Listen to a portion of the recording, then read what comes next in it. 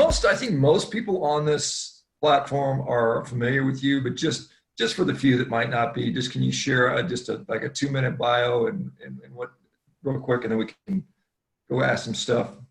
All right. Well, I'm a self-important e-celebrity with an inflated sense of ego. No, I'm just a guy who I live out in Ecuador with my family. We got a little small family ranch, farm, homestead, whatever you want to call it here. We've been promoting ketogenic, low carbohydrate diets for a while now. We started this channel called Primal Edge Health on YouTube back in, I think it was the end of 2013 or the beginning of 2014 when we started it. Kind of been promoting animal-based diets since then. Kind of transitioned about, I think when I first tried carnivore, it was either 2 or 3 years ago. Excuse me for the timeline confusion, but yeah, about 2 or 3 years ago, went full carnivore, saw incredible benefits, realized, man, I've been wasting so much time and energy making vegetables all the time, and there's absolutely no reason for me to eat them unless I want to fart more, poop more, and give myself the runs more often. So yeah, I've been enjoying kind of the benefits of a carnivorous diet and homesteading and producing our own food for a little while now, and we're trying to transition to actually producing a majority of our own food in our own area here, and that's yeah, that's where we're at. Hey, Tristan, did you start Primal Edge Health when you got to Ecuador, or was that the name already before that? It was, all right, so Primal Edge Health is the name. I mean, the name came from, like, I didn't like the word paleo.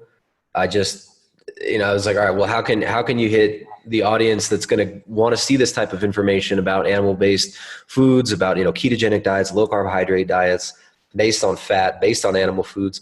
And primal was one of these words that didn't bother me as much as paleo. So yeah, we used that, and we started that when we were in Ecuador. So we came to Ecuador in 2010. Was when we first came to Ecuador.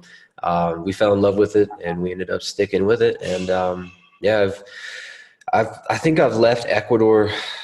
I've left Ecuador 2 times since 2010. I haven't been to the States since 2011. We fell in love with this place. We really like it. We like the weather. We like the people. And yeah, Zach was asking, what motivated us to come to Ecuador, and it was much of the same conversation that that we're having today. And I think a really good topic for us to touch on today is building more resilient food distribution networks in our local communities. Right, that was something that really inspired me. I felt a lot of the insecurity about the food system, the way that it was working in California, from going to farmers markets and networking with a lot of these people. I realized how difficult it is to produce your own food. At the time when I first got into health and using food and diet as an intervention for health, of course, this was 2008, 2009. So the first information I came upon was, well, meat's bad. Right? Plant-based diet is the way to go. Meat's bad. Oh, look at all the suffering animals. Look at the terrible conditions that these animals live in. The guilt and the shame about that kind of made me think, well, maybe we should be doing a more plant-based diet. My experimentation with that left me very, very cynical about plant-based diets. I realized real quickly that you need animal foods, you need meat. And I also realized that there's nobody out there who's producing all their own food for a plant-based diet too. And that was something that interested me, was becoming not self-sufficient in the way of like, oh, I want to live out in the middle of nowhere. I don't want to see anybody. I just want to be like, Mr. Mountain Man in the woods, Survivor Man or something like that. But self-sufficient is in, bringing in as little imported foods as possible, building local networks and resilient food distribution systems within small communities to where we don't have to import a lot of stuff. So that was kind of how we got interested in this, and how we ended up in Ecuador, to Zach, who was asking in the chat there. Yeah, it's kind of interesting. I was on this London Reel program a little while ago, and so I didn't really, I'd seen a few episodes, but now that I started following Brian Rose and feed, I get his different stuff, and there was a guy on there who reminded me a little of some of the stuff you've been saying. His name is David Icke. David Icke. David Icke with the Chitauli. Yeah, right, David Icke's an interesting character. I saw half of that one. And he went, I thought that was a decent presentation, man. As far as David Icke goes, my grandma sent me a David Icke book when I was like 18 years old. And it was in line with a lot of stuff I'd been researching, but then he would take it way further with certain things. Like he used to talk about lizard people and stuff like that. And I think he's backed off of that. So when I first heard of David Icke, I was like, man, this guy must be like I thought he was like, some sort of a, this guy must be some sort of a controlled opposition disinformation agent when I first heard him, because he was mixing things that I thought were most definitely true and that I'd heard like undercurrents of within, in the 90s, there was a lot of people talking about, and maybe some of it was legitimate concern and maybe some of it was overblown, but there were a lot of people talking about, oh, the government wants to bring in martial law. They want to usher in a, total surveillance not smart grid, that word wasn't around, but a total surveillance society. And they're going to use crises to bring it in. And that part rang true, but then David Icke threw in lizard people and stuff like that. So like, yeah, I try to stay away from him for a long time, but I did watch that. And you know what? He was fired up. I think he did a decent job at bringing some interesting points to the forefront. And I think what did you think about that? What did you think about Ike's? Well, I mean, the same thing, I mean, obviously I take things with a grain of salt when it gets too far, but then he goes back I think Brian Rose is trying to capitalize on because he got like a million some views on this. Yeah. Some older David Icke videos, and then he starts talking about the reptilian people. And I'm like, wait a minute, can't go. Yeah. I'm not willing to go there with you, buddy. But yeah, it is interesting. And yeah, same here. Just for anyone watching, I don't believe like in reptile people or anything like that. It's a weird world when you start looking at some of this type of information. There's a lot out there, and I think as humans we can be pretty rational beings, and we can be pretty irrational beings as well. And I think that I think fear and hype put us into a highly irrational state, some of us, and some of us it can be grounding to say, okay, wait, what's going on here? What's really happening? Do I need to be afraid of this, or should I be more concerned about maybe some of these other things that are going on? And I think he brought a lot of good points about surveillance, about control of resources. And yeah, like you and I talked about on the HPO podcast, was that over a year ago now, right? I think so, yeah. When he talks about the eugenics connection, I believe he did go into eugenics and how, the royal family was big into eugenics. Bill Gates' father ran Planned Parenthood, openly very into the idea of eugenics and control of human breeding and population. And Bill Gates openly talks about, we want to depopulate. He had his famous TED talk in like 2010 or 11, where he gave this population decreasing equation where it was like CO2 equals services plus population plus, I forget what other factors were in there. And he said, well, we're going to have to get one of these real close to zero. And we're going to have to bring one of these really close to zero, and kind of gave a chuckle. So yeah, I think it's very, to me, it's counterintuitive to think that this man whose philanthropy is based on decreasing human population is somehow going to save us from a virus with magical medical procedures that don't exist yet. We have this magical thinking that, well, if we can just get some big pharma product that we could all take, it's going to save us all. I think that is a legitimate concern within some of the alternative media community. And I think we do need to be concerned with the surveillance state that's being brought in. Like here in Ecuador, people are terrified, right? They think they're all going to die. We've had 28 deaths in the whole country. The entire nation is shut down. The biggest city here has been militarized, and there are shoot to kill orders in India right now. India's under 24-hour lockdown. We freeze. Yeah, we have, I don't know if you see, yeah, BNS is here. We've got BNS from India. He's here right now. Let me know. Are you guys having some lockdown stuff there in India? Is that true? Yeah. Thumbs up on that? I know you said a lot of people are defying that because it's hard to enforce, but is that Quito you're talking about, the city that's under militarization? Is that the biggest city in Ecuador? I'm not sure. Quito is not under militarization. Quito has had much lower infection rates, which I think is a fascinating conversation, right? Quito, very dense population. They are following the instructions of the government better, but they're also higher altitude, very, very different magnetic field, which we know, subtle changes in magnetic field affect organisms' ability to thrive and survive in environments. Temperature has an effect on organisms and viruses, bacteria. It's hard to say why Quito has less, but Guayaquil is the most affected region, most polluted region in the city or in the country, most overweight and very, very chronically ill and malnourished populations live in Guayaquil. And There are people in Guayaquil who live in homes that are smaller than my office, half the size of this office. You're going to see 6 people living in a little home with no ventilation. It's zero, the altitude is zero in a very, very swampy, humid environment. And just the most sickly place I've ever been in Ecuador. I hate going through Guayaquil. It's really gross. So that's the epicenter of it right now. And what we're seeing is a very, very alarming level of, well, first of all, fear in the population, right? So everybody's stuck at home. They've canceled school. So everyone's in their homes. And they say that children have to stay in their homes, which a lot of these people are pretty poor in this country, man. Like a lot of these people are not able to really move around much in their homes.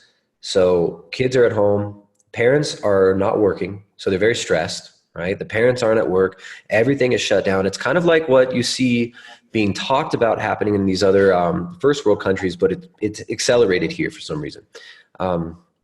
In Guayaquil, you're seeing a lot more. I think there's 28 deaths in the whole country, but the whole country is shut down. Now, I'm not trying to diminish. I'm not saying that like, oh, this flu is nothing or, the coronavirus is nothing, but I do think we should take a more nuanced approach to our analysis of this and consider the human suffering and death toll from completely locking down third world countries like India, right? I mean, India is 24-hour lockdown. Guayaquil, all of Ecuador has a 2 p.m. curfew now. So there, we have to go out in the morning if we want to buy anything. All the stores, the shopkeepers have to wear masks, which maybe that's helpful, but also shouldn't we maybe consider the decrease in oxygen retention and oxygen consumption when we wear a mask like that? Everybody, I'm not sure. I'm not an expert on that, but they got to wear masks. They got to wear gloves. Most of the stores are closed. No one's allowed to work. So mechanics can't repair cars. People can't.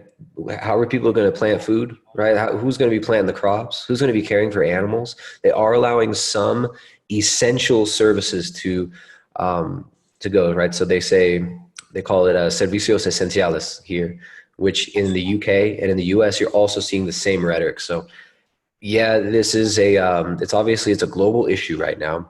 The question becomes, is the biggest global issue this COVID-19 virus, which if we look at the mortality rates and we track the mortality rates, I think we'll be able to tell what's going on with that as more data comes in, assuming we can trust the data. I mean, China, we might not be able to trust the data from there, as some people say.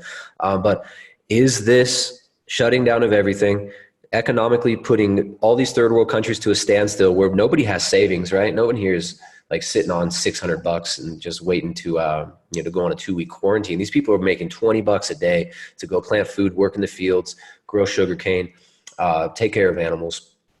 Is this going to cause more death? Is this going to cause more immune suppression than the actual virus? I'm not clear on that yet. I'm of the opinion that it's absolute madness. I'm of the opinion that we are under a soft coup globally right now, and people are I think people are being very irrational, and I think that we need to look at the repercussions of this. We need to look at the bigger implications, and maybe even look at some of the writings of these big think tanks that have been planning these types of situations during emergencies. I mean, looking at things like Event 201 that Bill Gates was involved in with the World Economic Forum, who also pushed for plant-based diets. Remember, a lot of these big global organizations who are pushing for global planetary medical establishments to deal with things like pandemics and whatnot, they also are often pushing for plant-based diets like the World Economic Forum. And I think we should look at the writings of groups like the Club of Rome, who published Limits to Growth and who published The First Global Revolution, which we talked about in the HPO podcast. We need to look at the writings of some of these globalist organizations who openly state that they would love to bring in a planetary, what I would call totalitarian system of control of resources, population movement. And maybe they believe it. I don't know if it's hard to tell what these people really believe, but they do say they want to do it for the greater good. They do want to do it to stop wars and to stop diseases. But to me, it doesn't seem like it really adds up. But, we do have issues with health. We do have issues with, there obviously are flus, viruses, diseases that can be very, very dangerous. But Yeah, how much more dangerous is giving up all of our rights of movement, of assembly, right? If you can't, this is an election year in Ecuador, right? There's supposed to be an election, 2021. They're ramping up for an election. It's a highly unpopular government here, just like in Chile. Very unpopular government. There were riots in the streets for about 6 months in Chile, and now all these countries are in a quarantine. All these countries, France with the yellow vest movement, where the mainstream media didn't touch on it much. There's a lot going on beyond and before this outbreak happened, and before this so-called public health emergency happened. And I think it's important to consider the political, geopolitical implications of this and the implications for our children. Do we want our children to grow up under constant social distancing conditions? Because when you look at, like when you study the behaviorists and guys like Skinner with his Skinner box for training pigeons, and when you look at the behaviorists, they do see human beings as, empty vessels to be imprinted on by their environment that just react. They see you as automatons that just react to the environment. And what I see going on now is we are being conditioned into a new order, into a new way of living. And that way of living is based on paranoia and fear of an invisible enemy that can be in anybody, that can be everywhere, that can be on any surface. And this can be used this paranoia and fear that's being spread through everybody can be used very, very effectively to bring in all sorts of policies that'll be very hard to reverse once they're implemented, and that could have detrimental effects on our well-being, our health, mental, physical, and our community's health. And I think that this is important to consider, and I think that's very alarming how many people are out there ready to jump on anybody who dares question. If you dare question, if you dare say, maybe this isn't the best way for us to go, maybe this is going to cause more harm than good, shutting down all production of everything and locking everybody in their homes, especially in third world countries where these people have no money, these people have no way to, these people are the ones who are making the food.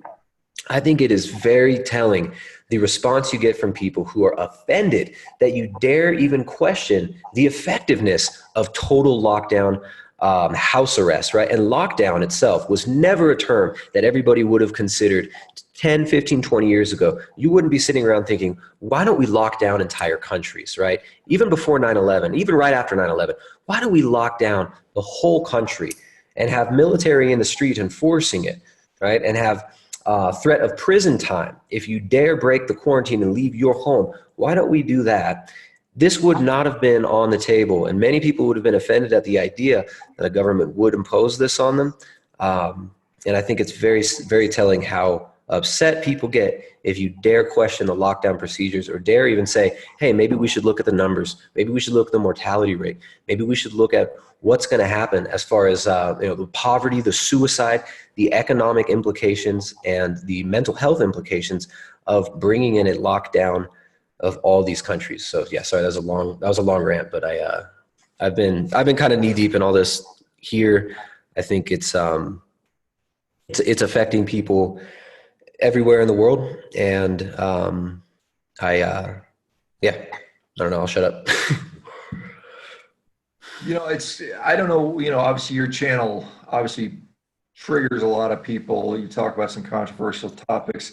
I know, like for me, I mean, I've had 3 videos where I've mentioned coronavirus, and in no way have I said we should ignore guidelines or anything like that. Like Neither have I. I haven't said people should break the rules. I'm complying. I'm complying with all the rules here. I'm not trying to bring any strife on my family. I'm not trying to go to prison, right? People are pissed. You even say, maybe we should reconsider our actions here. It's crazy. I mean, yesterday I put up a video saying that if you are suffering from mental distress or social isolation, we're offering Meter X free for a month. I mean, that was the entire context of the thing, and it was demonetized because I think the word coronavirus was mentioned in the video. And so we're seeing, this soft censorship. I just saw, there was a article in Medscape, which I get as a physician. I get this, what's new in the world of medicine, and there's a bunch of physicians that gagged and muzzled by their hospitals for talking about the fact that we're running out of PPE, personal protective equipment. We don't have enough masks and gowns. What can you help us out? Asking the community if they've got extra, can they donate to the hospital? those physicians are being chastised, reprimanded, in some cases fired for doing that. And I just see this as just kind of, you're not even allowed to speak about what's going on outside of, I don't know who's, who's making the message here, but it's Well, you got the interesting. WHO, the CDC. If you noticed on any of your videos, if you mention coronavirus in the title, YouTube will put a link down below to CDC or the WHO for the truthful information, right? The Ministry of Truth. If you go for a search for a term, if you search the term on Instagram, you search the term coronavirus, you will also be directed to the WHO or to the CDC. If you search the term vaccination or vaccine on Instagram, you will also be brought to CDC or WHO, and you'll be given a warning that this is where you get good information. Do you still want to even look at this hashtag, right? So this is a form of conditioning. I mean, we're being conditioned to have a big yellow exclamation point pop up in our interface of our consciousness whenever we see certain words or hear certain terms, right? And I think this is going to get worse. When you look at the Event 201, which was a simulation run by the Bill and Melinda Gates Foundation with the World Economic Forum, they made a bunch of, it was like some corny news reports and stuff, but the reporting during this Event 201 was exactly what we're seeing now in media. And at some point they said we had to shut down parts of the internet to stop the spread of misinformation and disinformation. So who decides what misinformation and disinformation is? I mean, I think these are important conversations to have. I'm not like I don't believe we should all be libertarian and, everyone do it exactly whatever they want all the time. And I mean, that's a harder conversation to have. It's a little deeper conversation, the political ideologies and stuff. But I think we should be asking questions like, who decides what's true? Who decides what is false information, good information? And right now it seems to come down to might is right with, big organizations, and we could appeal to these authorities, and whatever they say must be true, and whatever the TV says must be true, because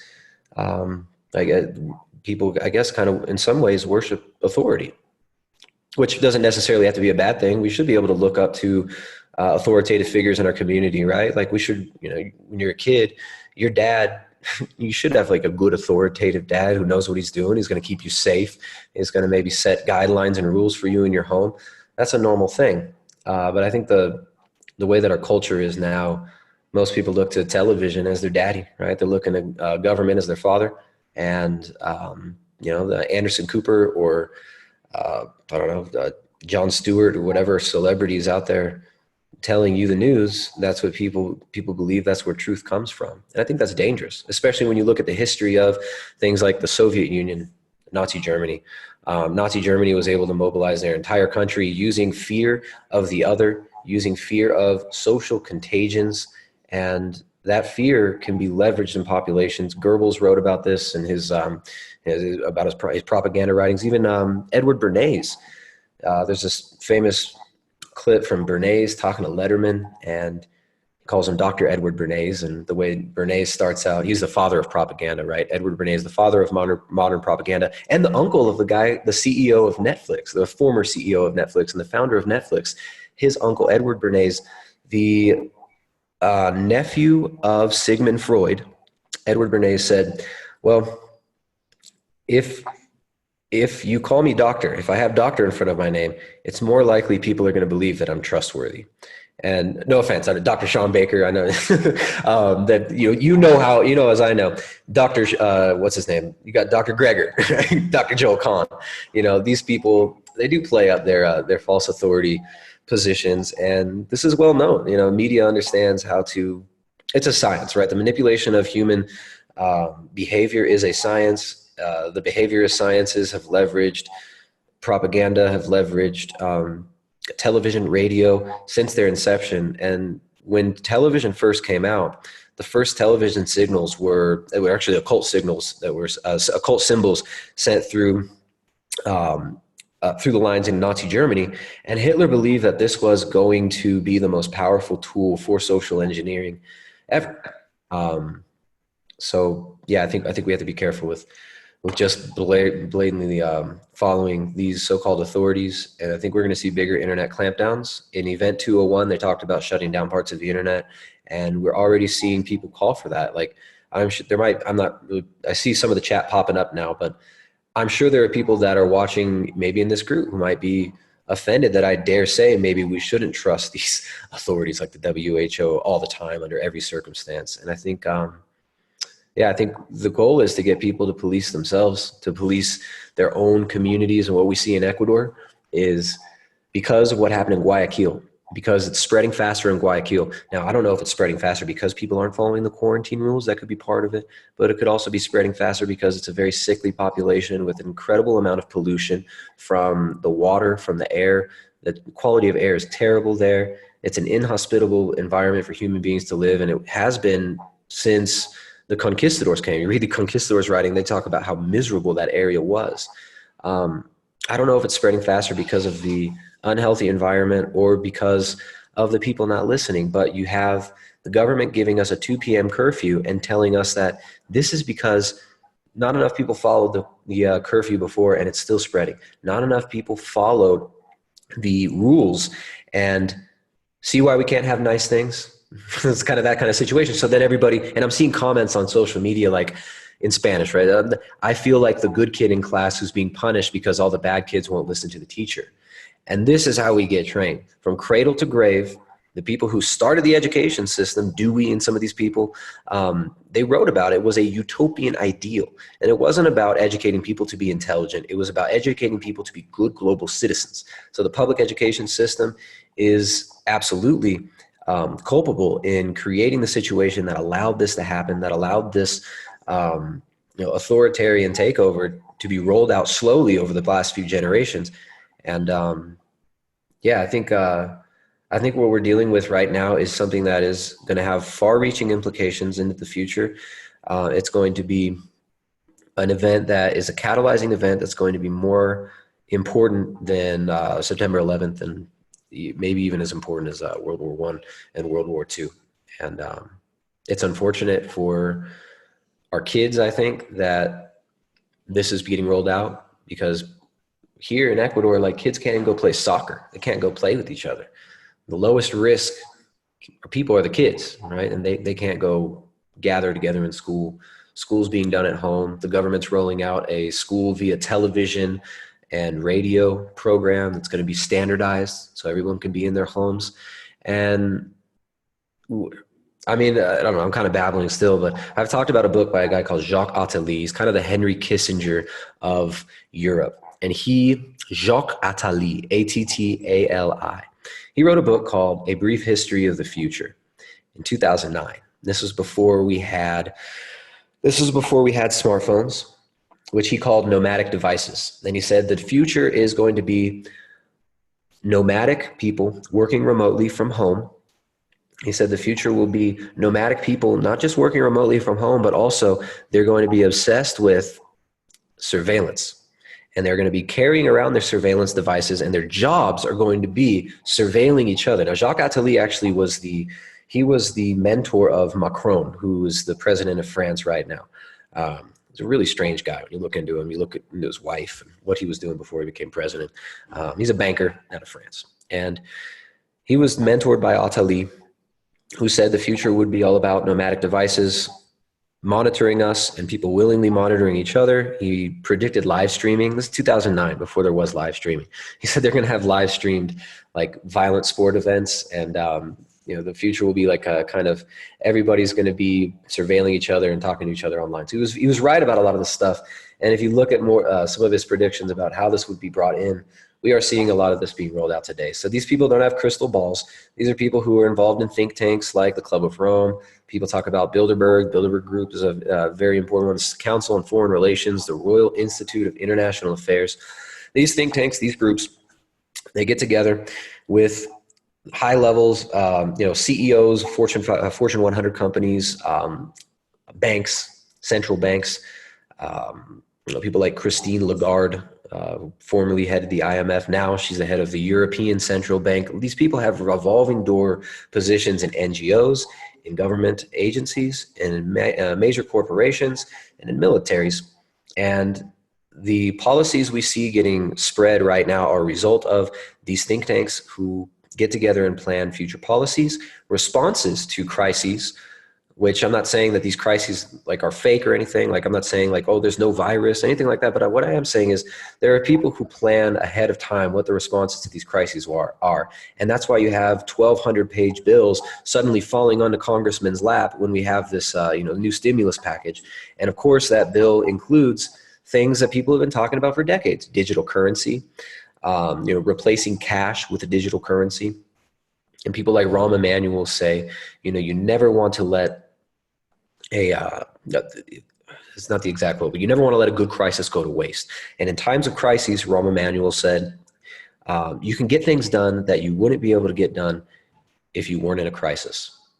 And people know this. Psychopaths know this too, right? If anybody's ever been like a relationship with a crazy narcissistic person, you see they create chaos and then they'll gaslight you into thinking you're the problem, right? And it's just this weird push-pull of blame games with some of these like narcissistic psychopathic personalities, which are best to avoid altogether, right? But I mean, you see this in every level of society. It's not like it's just, oh, there's this group of like really crazy rich people who are going to control everything. No, I think it's a little bit more subtle than that.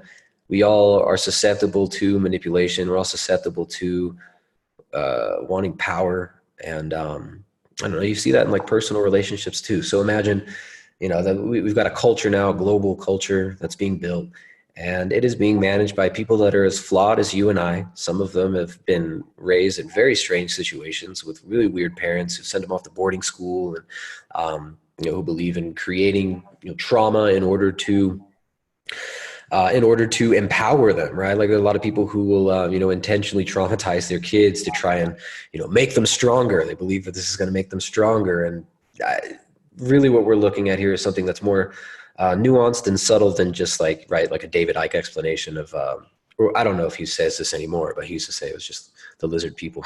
The globalists, or, Alex Jones, oh, it's the globalist folks, the Chi-Coms, it's more nuanced than this. And but we are all, I think, responsible for taking care of our own families, right? Taking care of our own communities. And the one thing that I think that one of the silver linings in this thing that's happening right now, a lot of people, look, whether you hate my assessment of this or not, whether you think it's disgusting and despicable that I would ever dare question the good grown-ups in government and television and big banks, whether you think that we should never question those authorities at all, or whether you're with me on this, I think we can all agree we've been shown that our food system is pretty fragile. And this consolidated food system that's being built it's not making us healthy, right? Like all this plant-based kibble crap they're trying to sell us, all that stuff's not making us healthy. Being so disconnected from our food makes it really difficult in times of crisis to procure and get good foods. And I think it's important for us to realize as we come out of this, and as hopefully some of this gets, as this loosens up a little bit and we're allowed back out of our homes, by the good governments and the good people on the TV, when they tell us it's okay to touch each other, to hug each other, to look into each other's eyes and to see each other's faces. When that happens, we should look at building more resilient food distribution networks. I think local food production is something that a lot of people are going to get into. And I think a lot of people are going to get into homesteading. So I think this is going to be good for many people. It's awful for many of us. It sucks for the people that get sick. It sucks for the people that are affected by lockdowns. It sucks for the people that are going to be killed by military and police in the streets. And, but one of these silver linings is that we can all focus on local food production. We can focus on building networks within our community. We can focus on building our own little homesteads and producing our own food a little bit. So I hope people do think about that. Yeah, things suck right now. Yeah, the world's going crazy. We got clown world's going nuts right now. But you can still talk to your neighbors. You can still look people in the eyes. You can still ask questions. And we're not being thrown in gulags just yet. So let's not. I don't think it's the end of the world. I don't think it's all going to go to shit. It's like all going to be so terrible. I think that's going to be used to catalyze a lot of agendas that wouldn't be able to be pushed through, like Green New Deal stuff, climate crisis rhetoric. This all comes into play with this, which if you guys want to talk about that, we can. but it's not the end of the world. Your families are still your families. I think it's important that homeschooling is suddenly, right? Homeschooling used to be demonized. Now homeschooling's mandatory. So I think this is opportunity for a lot of people who've been doing this for a little while to help spread some knowledge, about homesteading, homeschooling, and all this stuff. And I hope that people are, rather than just hunkering down and clamping down in fear, right? One of the side effects of fear, one of the symptoms of fear and anxiety is shortness of breath, right? Another one of the symptoms that a lot of people are probably giving themselves psychosomatically, thinking they have this virus. Look, if you're short of breath, maybe you're just in a state of anxiety. Take a deep breath. Focus on what you want to build. Focus on what you're going to do after this blows over, which it will blow over. And I think we do need to work on resilient food systems and building communities and enjoying networking in our local communities and building our homesteads up.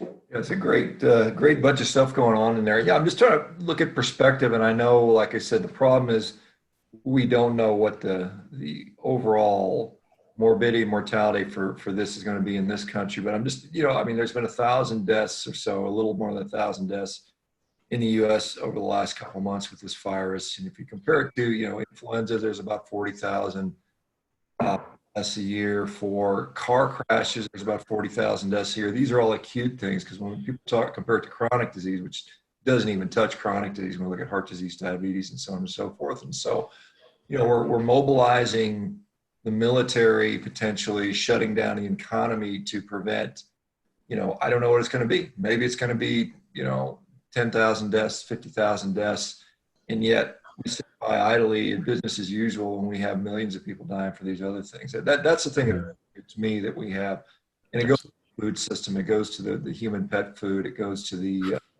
the garbage that we're fed, and my hope is that we will look at host defenses rather than what kind of social clampdowns can we put on people? Why don't we have a more resilient, healthy population? I think the little city you talk about in Ecuador, and I can't remember the name. Guayaquil. It's a weird word. Yeah. Right, Guayaquil. Right. I mean, you do have, and this is a thing I know you've talked about, attempts at limiting population size. There's some people that think overcrowding, well, not overcrowding, overpopulation is I really point to population densities, because I see all these diseases coming out of China. When you look at these cities of 20 plus million people, Tokyo's got 35 million people in their local area. So I think that, when we have, when we look at, the United States, for example, we have, thousands and thousands and thousands of miles of unpopulated regions. And I don't know if, like, I know you talk about the smart grid and shoving everybody in a city in vertical high rises and, how is this going to help, right? So Bill Gates' solution to overpopulation is, his main stated problem is overpopulation. He's very concerned with that. The Rockefeller Foundation, very concerned with the overpopulation issue. Yet they want to crowd people into more dense areas and basically just treat us like hamsters and lab rats in a giant scientific experiment. Like, that's really what it comes down to. The way that this is being thought about, it's cold, it's calculated. In my opinion, it's evil, right? I do believe there's good and evil. And I think that the way that that a lot of people are looking at this, it's cruel and it's evil, right? To try to crowd you into a smart city. We'll control everything you have, everything you do. We'll give you a digital ID tag that's going to have all of your data, and everything's going to be tracked and traced, and we'll be able to create this scientific utopia. But then these same people, they say, but we're going to, like, all right, Charles Galton Darwin. Here's a good book. Anybody who's kind of interested in some of these ideas, you want to see how some of these people think. 2 books. Okay, I know I've named a lot of books. 1 book, The Scientific Outlook by Bertrand Russell. This book, there's a lot of annotations in here because there's a lot in this book. Very, very telling on how some of the self-proclaimed scientific elite think. Now, very unscientific thinking that goes on in some of these books as well. Very wishful thinking, very arrogant thinking. But Charles Galton Darwin, he's the grandson, Charles Darwin. He wrote this book in 1952, I think. Yeah, 1952. It's called The Next Million Years. In this book, he says that we're going to have to, let's see if I can find the exact quote. The most likely cause of another revolution would be the discovery of some new large source of human food. It might be found possible to synthesize food from its chemical elements. Or, for example, it might be found possible to turn grass or wood into a satisfactory human diet. This would constitute a new revolution. So he talks about social Darwinism and about, the idea of there's not enough resources for all these people. And then he talks about, well, how are we going to fix this? Well, we just have to control the breeding of all these people, and all the useless eaters we can get rid of, and we can breed people to how we want. And then he talks about, at every turn, the argument leads back to this question of the master breed. This is 1952. This isn't the 1850s. This ain't the 1860s. 1952. The master breed, he says, nothing can be done in the way of changing man from a wild into a tame animal without first creating such a breed. But most people are entirely inconsistent with their ideas of what they want created. On the one hand, they feel that all the world's problems would be solved if only there were a wise and good man who would tell everyone what to do.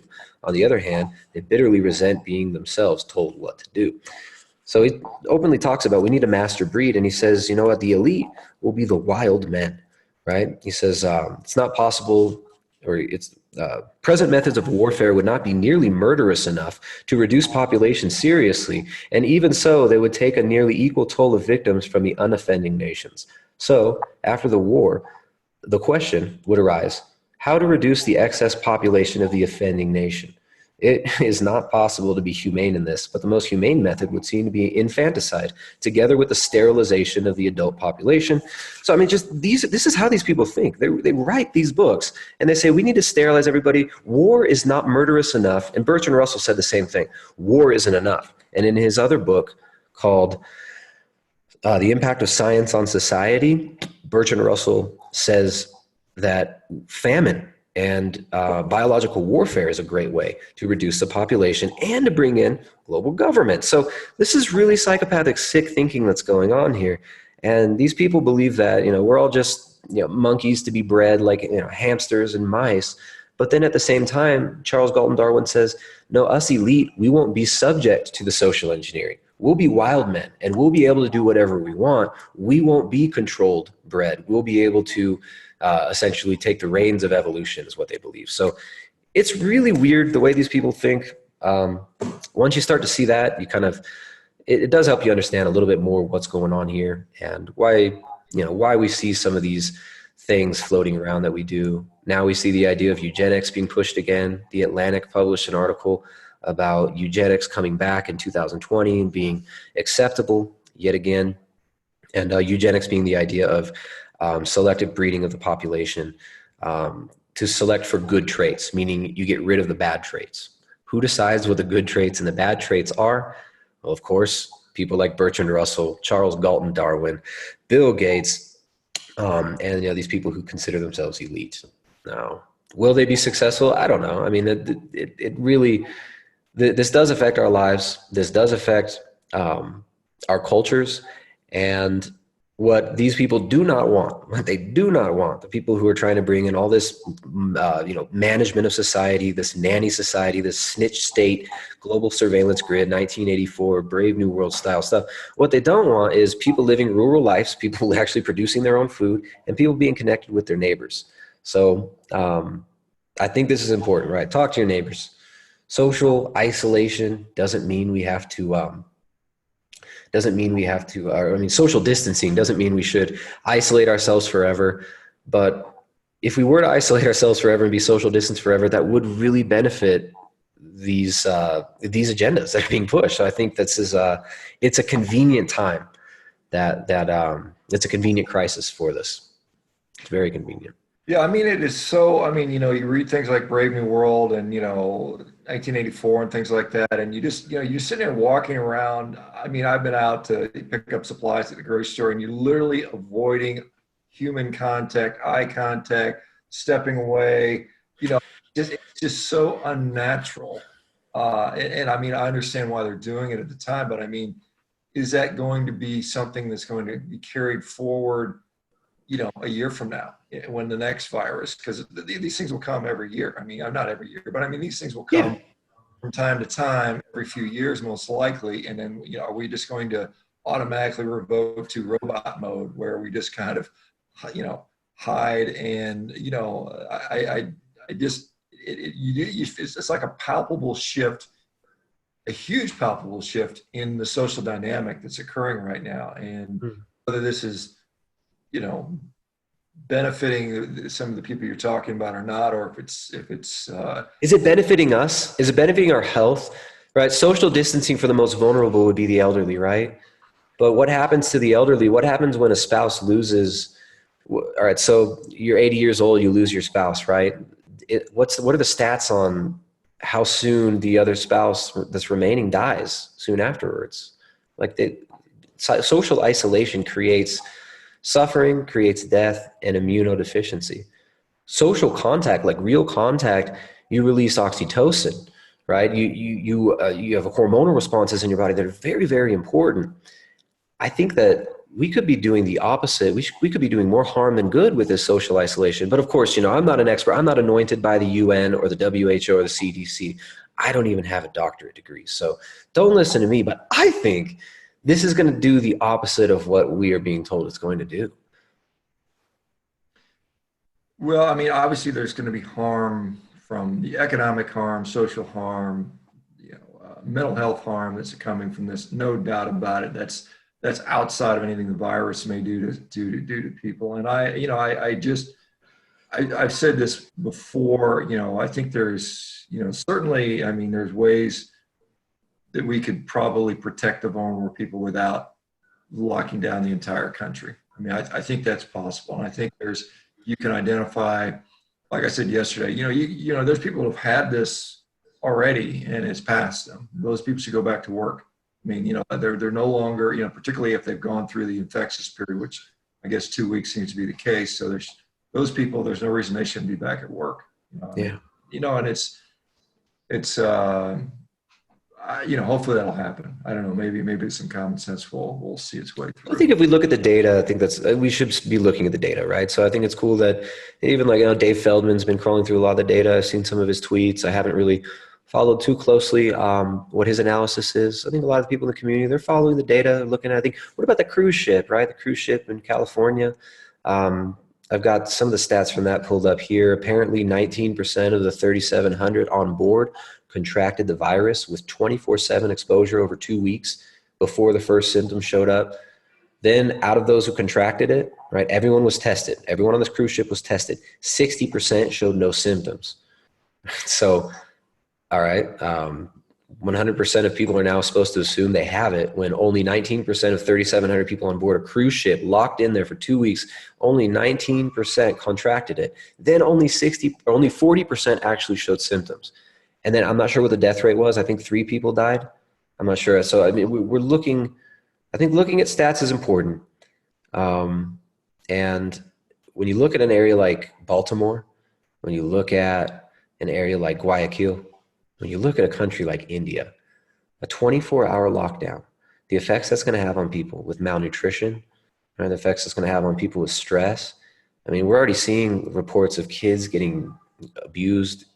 There's 3 kids who are like beat to death.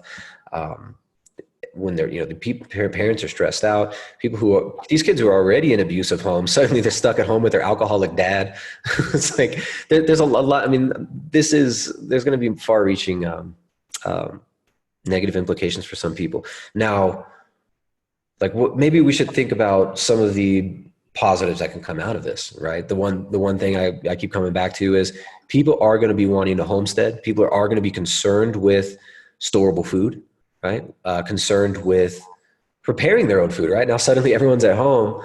No one's getting takeout. No one can you can't just go get a steak from your favorite steakhouse down the street anymore. So people are learning to cook steaks. That's cool.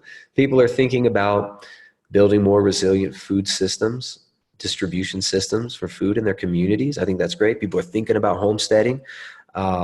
So yeah, I think some of this is good. People are thinking about affordable ways to buy meat, right? So like going to your local rancher. And I know, Dr. Baker, I know you talked about this in a recent video that ranchers are being cut out. The middlemen are making all the money here, right? So these, the big 4 meat packers are making far more per head of cattle than ranchers are. If you go directly to the rancher, they are able to be compensated for the food that they I see a funny comment. Joe Rogan changed his view. See, this is the problem. People think that people like Joe Rogan, like that's all that matters. If Joe Rogan says that, people who are upset about their vaccine damaged kids and that don't want to give their kids more vaccines, if Joe Rogan says those people are delusional and paranoid, then a lot of normies are just going to think, oh man, well, Joe Rogan said so. I like Joe Rogan. I like my weed.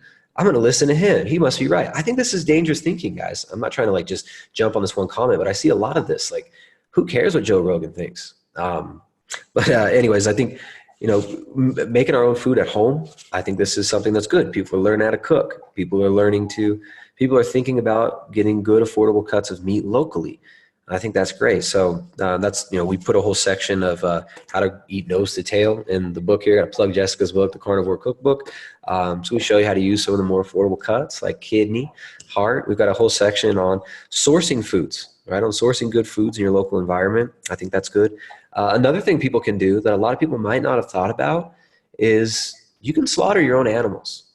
Right? So I have this guy, Derek Nance, and he's been on a carnivore diet for something like 10 or 12 years.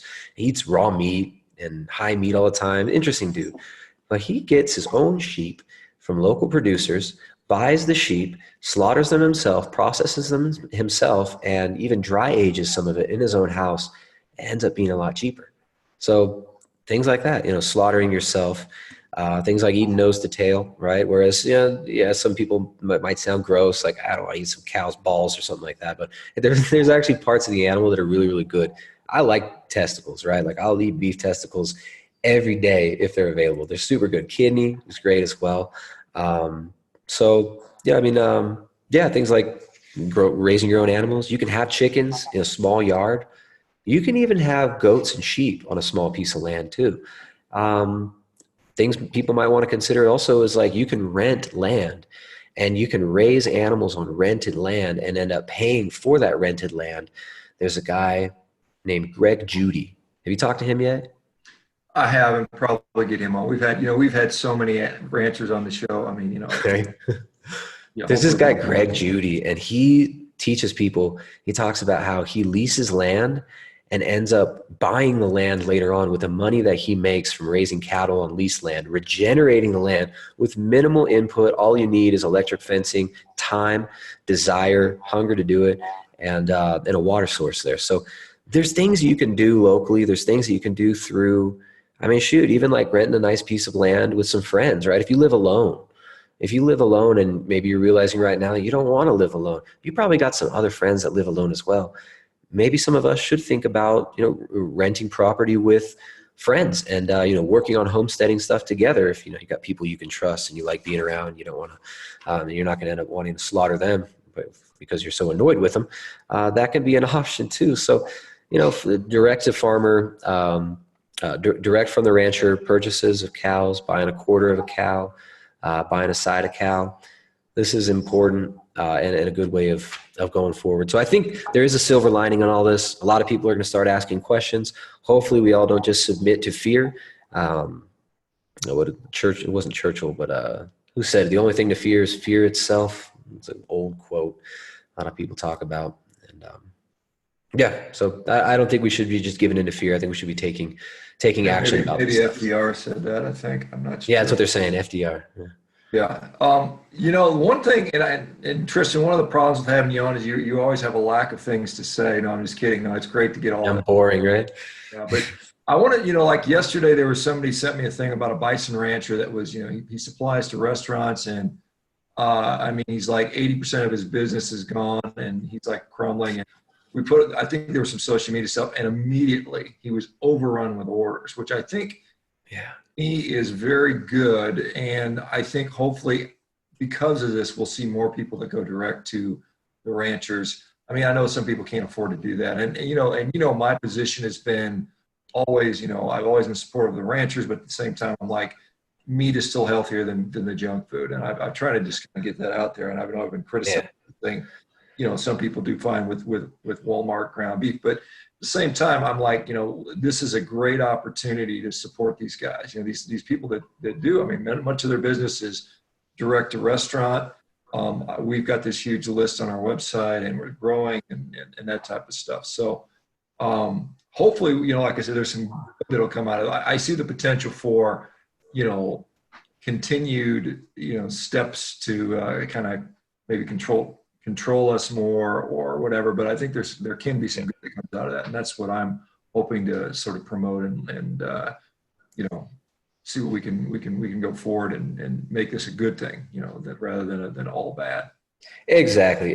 Look, this is going to pass. A lot of people are, oh, it's the end of the world. It's all coming to shit. No, it's not. The world's not ending.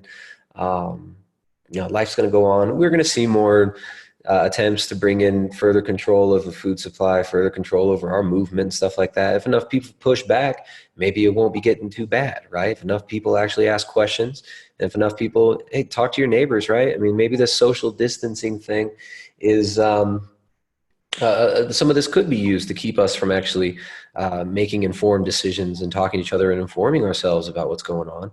Talk to your neighbors, look people in the eyes, make real relationships in your communities, and don't just sit at home and watch TV. If you just sit at home and watch TV, you are going to be a victim of social engineering. You are going to become what these people consider useless eaters. That's what they consider us, right? The people who sit around and consume this. It's very psychopathic, right? It's like you give a kid a lollipop and then you tell the kid that he's a piece of shit for eating a lollipop. It's kind of like, what are you really doing here? It's we need to communicate with each other. We've got to build communities, and it's not the end of the world, guys. Maybe it's the start of something really good in your situation. Maybe you're going to make decisions now to make your life better. Maybe you're sick of the lifestyle you were living before, and you're going to take measures to improve yourself, to make things better for yourself, your family, and your neighbors.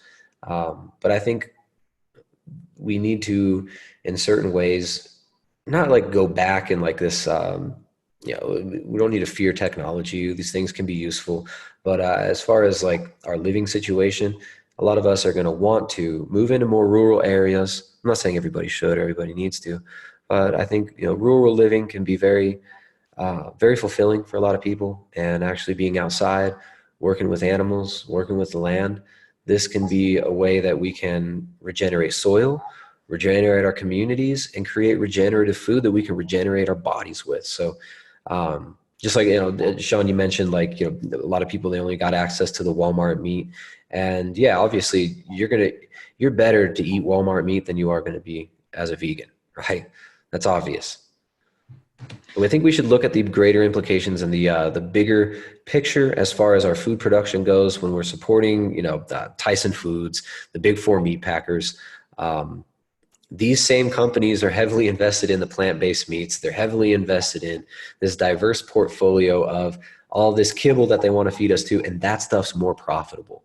So these people who have been choking out the American rancher, who've been destroying the American rancher, the same ones that are promoting McDonald's, all the mass-produced stuff. These are the same ones who own the big four. These are the big four meat packers, right? Tyson, Cargill, was it JBS, and then Marfrig, yeah. Yeah, there you go. So these big four meat packers, they've got diverse portfolios, and the investment bankers behind them also very interested in the fourth industrial revolution stuff, automation, and removing humans from food production altogether. I think we can stop this. I think this can be reversed, and I think people should be looking at producing their own food a little bit and supporting local farmers. Obviously, your health is incredibly important. And, I think long-term, the health of our communities, the health of our food supply, super important too. So short-term, yeah, get good meat when you can, get the good stuff. Long-term, I think we should be considering the bigger social implications of where we're sourcing our food from and supporting guys like Joel Salatin, Greg Judy, who we mentioned here. Who else? What other good ranchers have you had on? You had talked to a bunch of these dudes, like A2. Yeah, I mean, it's provisionhouse.com, that guy. Yeah, Bart Simmons and Will Harris and Yep. Glenn Elzinga. I mean, we've got a whole list. We've got just lots and lots of them guys. Hey, Tristan, I unfortunately have to go do an HBO podcast right now, but it's been a pleasure. Thank you so much for going on. I think most people here really enjoyed it. I know there's been a little bit of back and forth, but it's just a good perspective, and I think we should all be true thinkers and think for ourselves. And I really appreciate it. Good luck to you, and keep doing what you're doing. And I'll look forward to talking to you again in the near future, Tristan. Okay? Always a pleasure, Sean. Always a pleasure. You guys check out the Carnivore Cookbook if you can. Check it out. Definitely. It's a good book, guys. If you need recipes, and we have some links from his recipes on the website already. So I'm going to shut it down, guys, and I got to go to do HBO. So take care, guys. We'll see you later. Take it easy, everybody. Hey, see you tomorrow.